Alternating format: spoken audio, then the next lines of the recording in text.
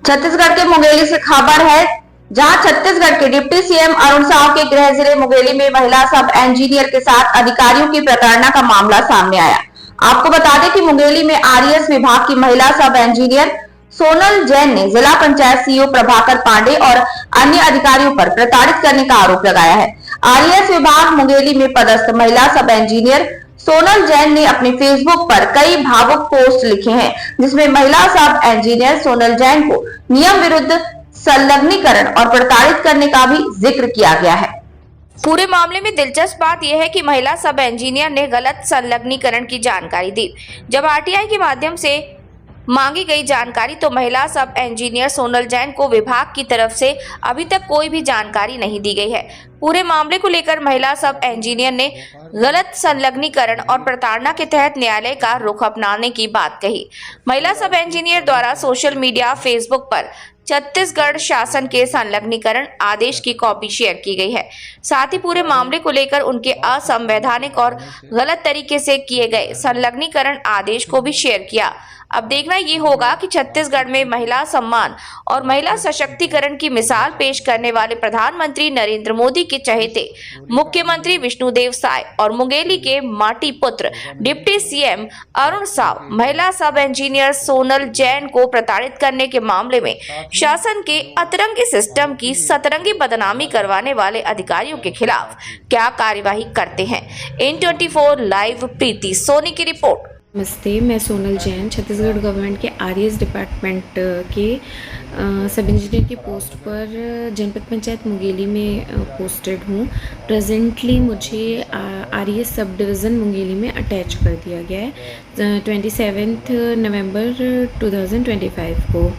मेरे attachment order में लिखा है कि शिकायत के जांच के फलस्वरूप आपको आरईएस डिवीज़न ऑफिस में कार्य करने हेतु आदेशित किया जाता है।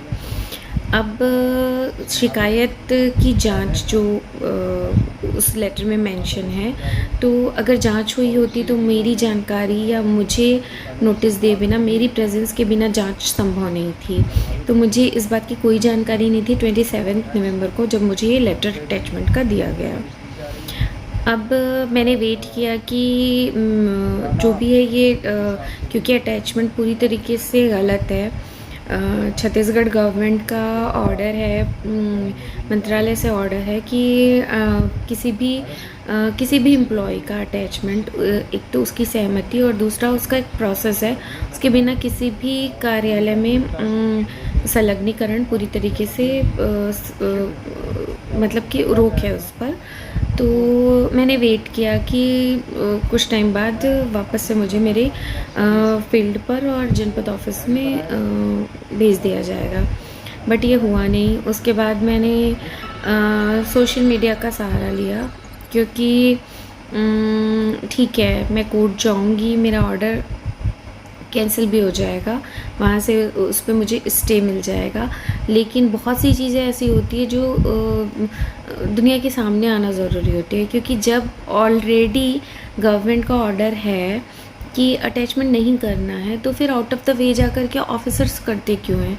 ज़िला CEO mister Prabhakar Pandey sir ने मेरा अटैचमेंट किया, उस पर कलेक्टर सर का अनुमोदन भी है, और बिना किसी जांच के।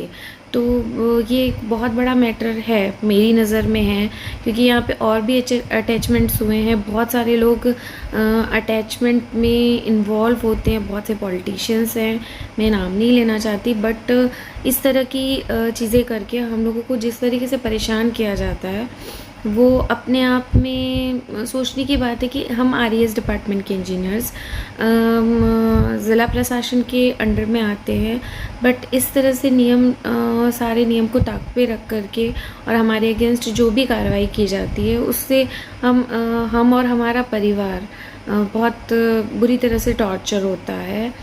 तो इस केस को मैं हाई कोर्ट लेकर ज़रूर जाऊंगी, बट उसमें मिस्टर प्रभाकर पांडे सर के अगेंस्ट एक मेंटल टॉर्चर का केस भी इस केस के साथ पुटअप होगा।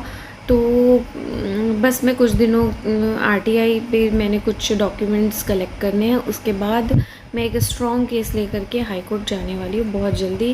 और बस इन सारी चीज़ों को सोशल मीडिया पर डालने का मकसद सिर्फ ये था कि दुनिया तक ये सारी बातें पहुँचे और मेरी जो ये लड़ाई है वो सब तक पहुँचे, ताकि और किसी के अगेंस्ट ये वाली कार्रवाई होती है या इस टाइप की कोई भी दूसरी चीज़ें होती है जो कि नियम विरुद्ध हो, तो उसके अंदर लड़ने की हिम्मत आए। तो थैंक यू।